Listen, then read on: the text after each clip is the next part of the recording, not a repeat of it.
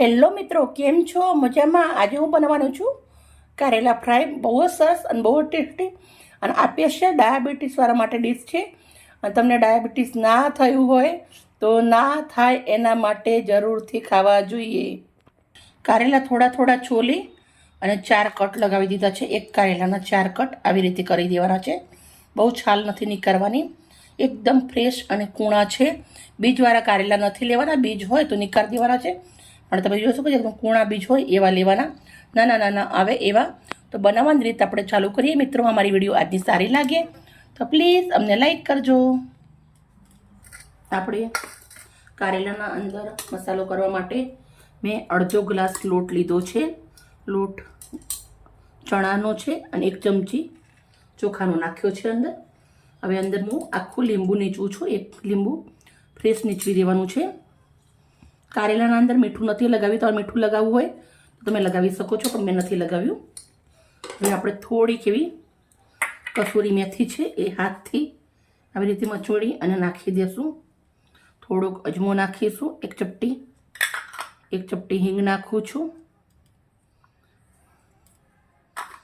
થોડુંક એવું pink salt નાખું છું, સિંધા મીઠું આવે એવું.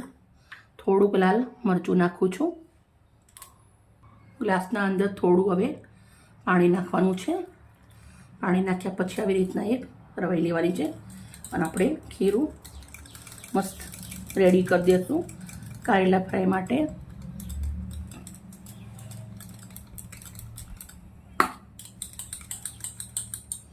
હવે આપણે થોડાક એવા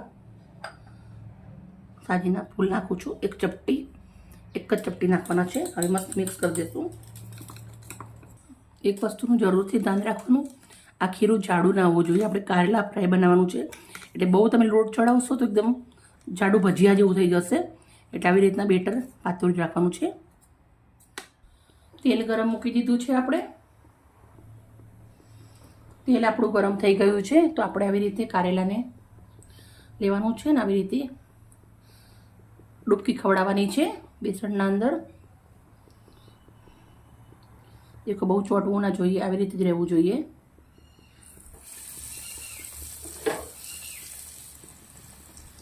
મસ્ત આવી રીતે બેસનના અંદર એને ડૂબકી ખવડાવવાની.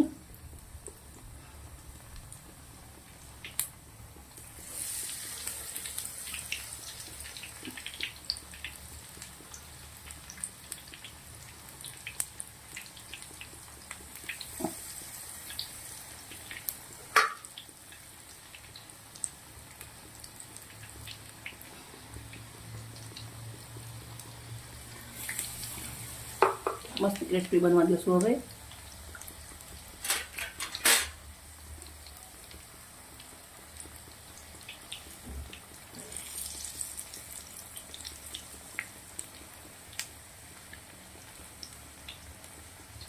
બંને બાજુથી સાવધાનીથી ઉલટાવાના છે અને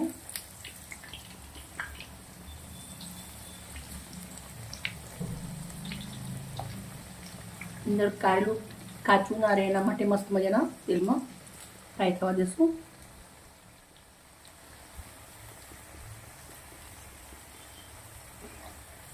મસ્ત કરી રેડી થઈ ગયા છે.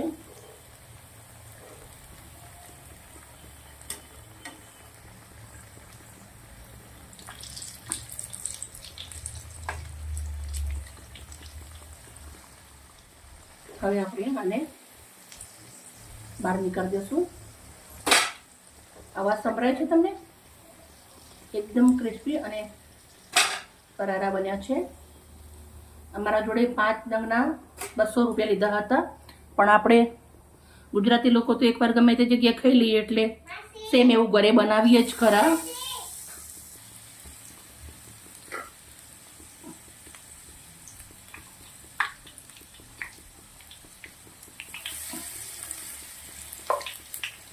આને પણ સરસ મજાના કરી લેવાના છે. કારેલા ફ્રાય બધા બની અને રેડી થઈ ગયા છે. હવે આપણે એને નીકાળી દઈશું અને સરસ મજાના એક ગુજરાતી ચટણી જોડે સર્વ કરીશું. મેં આ ઉદયપુરના અંદર ખાધા ત્યારે મને દહીં જોડે આપ્યા હતા, પણ આપણે ગુજરાતી ચટણી જોડે સર્વ કરીએ છીએ, કેમ કે આપણા ઘરના અંદર બધાને કડવું ના ભાવતું હોય એના માટે આપણે ચટણીનો પણ ઉપયોગ કર્યો છે. સરસ મજાની ચટણી પણ બનાવી છે. ચટણી મિત્રો, અમારી વિડીયો અમારી મહેનત સારી લાગતી હોય તો પ્લીઝ અમને લાઈક કરજો, સપોર્ટ કરજો, ગાડી વધારજો, અને તમારા ઘરે ડાયાબિટીસવાળા માટે જરૂરથી બનાવજો. ના ડાયાબિટીસવાળા હોય ક્યારેય ના થાય એવું હું માનું છું. તો તમે આવી રીતના બનાવીને જરૂરથી ખાજો. હેલ્ધી ડીશો રોજ તમારા માટે લઈને આવીશ. Okay bye. કાલે આવીશ નવી રેસીપી સાથે. તમારા બાળકોનું ધ્યાન રાખજો, પરિવારનું. Bye bye.